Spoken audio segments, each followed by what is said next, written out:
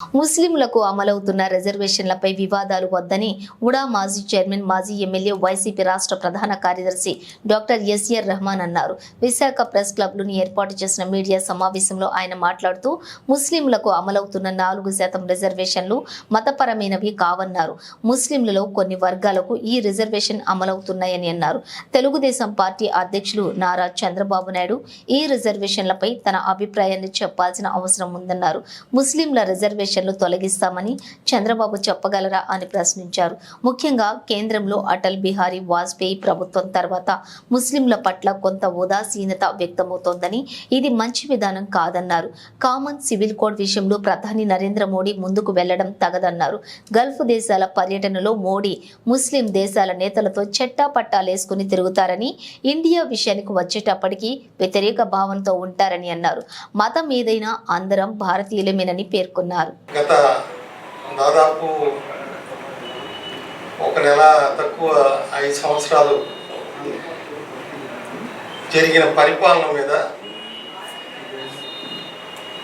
విపక్షాలు లేవనెత్తుతున్న కొన్ని సందేహాలు కానీ దుష్ప్రచారాన్ని కానీ ఖండించవలసిన బాధ్యత జనరల్ సెక్రటరీ గారి మీద ఉంది. కాబట్టి ఈ 2 విషయాల మీద నేను మాట్లాడదలుచుకున్నాను. ఒకటి, మేమంతా భారతీయులం, మనమంతా భారతీయులం. దాని తర్వాతే మేము ముస్లింలం. మతం అనేది స్వగతం, వ్యక్తిగతం. కానీ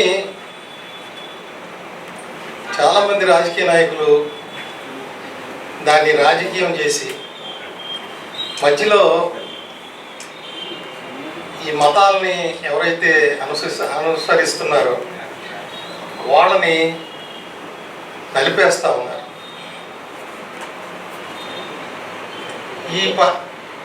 ఈ పరిస్థితి ఒక 15 సంవత్సరాల క్రితం లేదు.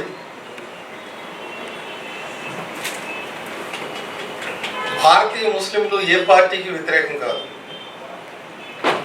అలాగే కేంద్రంలో ఉన్న భారతీయ జనతా పార్టీ కూడా వ్యతిరేకం కాదు.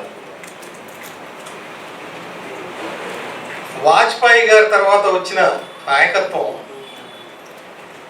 ఏదైతే ముస్లింల పట్ల అనుసరిస్తున్న వివక్షత ధోరణి విధానాల పట్ల మాత్రమే భారతీయ ముస్లింలు ఆవేదన చెందుతున్నారనేది మీ ముందు చెప్పదలుచుకున్నాను. ఆనాటి వాజ్పేయి ప్రభుత్వంలో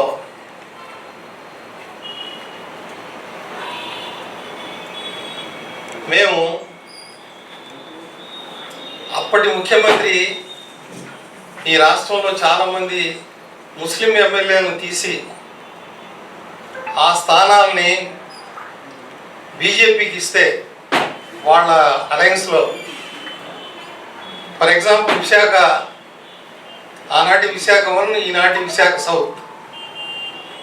రెహమాన్ అనే వ్యక్తి ఆ రోజు ప్రజల్లో దూసుకుపోతూ ఉంటే ఎమ్మెల్యేగా, ఆనాడు చంద్రబాబు నాయుడు గారు నాకు అత్యంత ఆనాటి సన్నిహితుడు, నెల్లూరులో నా స్కూల్మేట్ అయిన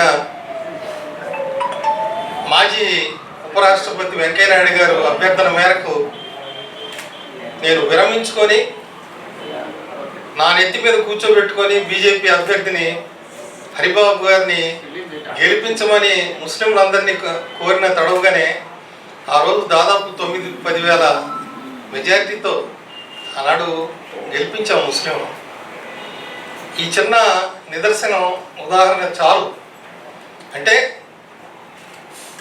మేము ఇక్కడే పుట్టాం, ఇక్కడ మట్టిలోనే కలిసిపోతాం. ఆనాడు దేశ విభజనలో ఆప్షన్ ఇచ్చినప్పుడు మేమే పాకిస్తాన్ వెళ్ళిపోలేదే, మా తండ్రులు తాతలు పాకిస్తాన్ వెళ్ళలేదే, మా పుట్టిన గడ్డ భారతదేశం అని ఇక్కడే ఉండిపోయాం మేము. ఇది ఎవరొక్క సొత్తు కాదు భారతదేశం. ఇక్కడ ఉన్న 140 కోట్ల ప్రజలది భారతదేశం.